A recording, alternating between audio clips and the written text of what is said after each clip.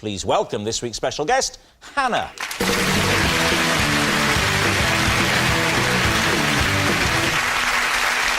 So, Stephen, first of all, please, what is Hannah to you? Yes, this is Hannah. We used to bamboozle our miserable neighbour by adding an item of clothing to his washing line after he pegged his laundry out. Izzy, how do you know Hannah? This is Hannah. In order to impress a boy, we once competed to see who could eat the most ants.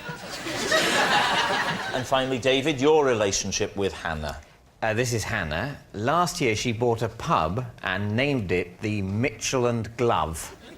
And I gave her my blessing to use my face on the pub sign. Please, team, where to begin? Why is it the Mitchell and... What does the glove come into this? I think it was originally called the Boxers. As in the dog or the fighters? As in the gloved fighters. Well, it's an obvious progression, isn't it? Yeah. Boxing, David Mitchell. I think she was very keen to change the image of the pub. And do you know why Hannah chose you? I think she, if you can believe it, she's a fan of my work. Right, OK, so she's a fan. It's a lie. Move on. Have you been to the Mitchell and Glove? No. Where is this pub, David? Which part of the country? It's in Swansea. What? Swansea? Because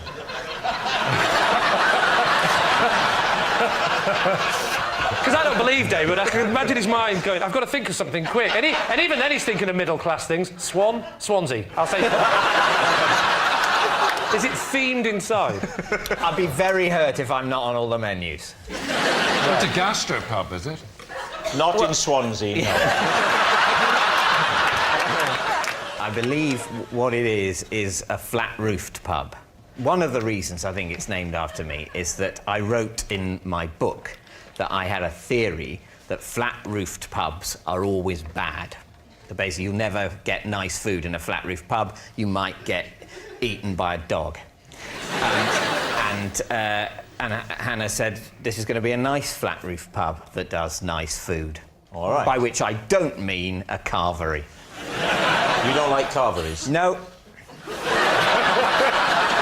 What about Stephen Mangan's? What was yours again, Steve? We used to befuddle, well, annoy our miserable neighbour by putting items of clothing on his washing line after he'd pegged his laundry out. Yeah. And where was this? Crouch End. And when was it?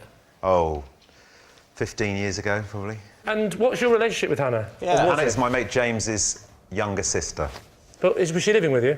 She was the three of us in the house, yeah. What kind of thing did you used to put on there? I mean, just shirts? Or... Well, it started one day. He came round and complained, and we were sitting up in her bedroom looking out the window, and he put his washing out, and I said, I'm going to go and put a sock on his washing line.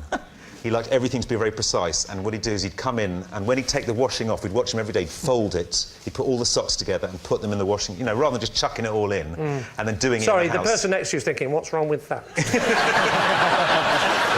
So we put a blue sock on, went up, and then he came out, and he put all his washing away hours later, and he was like... And it was just very fun. We just found it. I mean, it doesn't sound funny now. In total, we found it hilarious. In total, how much did you put on? Well, it went on for about 6 months. I know We'd go to charity shops and buy stuff to put on his washing line. I know Gok's going to ask it, so I'll ask it for him. On a Sunday, did you lay out the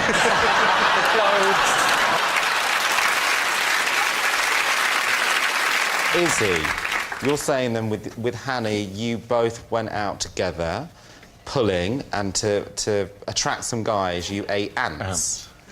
We weren't out, we were at school. How old were you? About 15 or 16. Right. Would you mind standing next to Hannah just so I can work out the visual to see whether you look like you should be at school together? Yeah. Taking my shoes off. I think you're mixing up age and height. They're completely different things.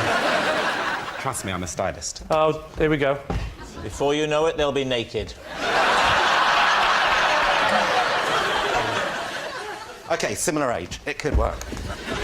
So you were at school? Yeah. Right, and what, there's a boy there that you like? Yeah, and he was called Paul Brooks. Paul Brooks, OK, and you thought the best way to impress Paul is to eat some ants. It was during a school production, so we were dressed... we were in Greece, Grease the musical. Oh, right. I thought you said we were in Greece, and you know the economy's like this. It's all we can eat. The ants. How many did you eat in total? I ate about 24. No way. 24? Yeah. How many did Hannah eat?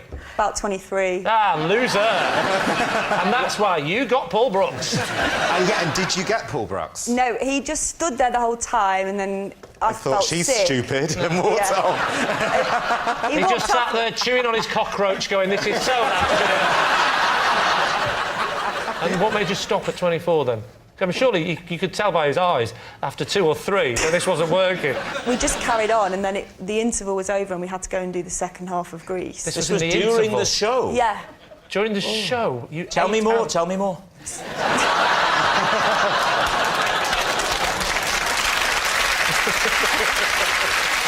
Well, we need an answer here. So, Lee's team. Is Hannah Stephen's washing line prankster?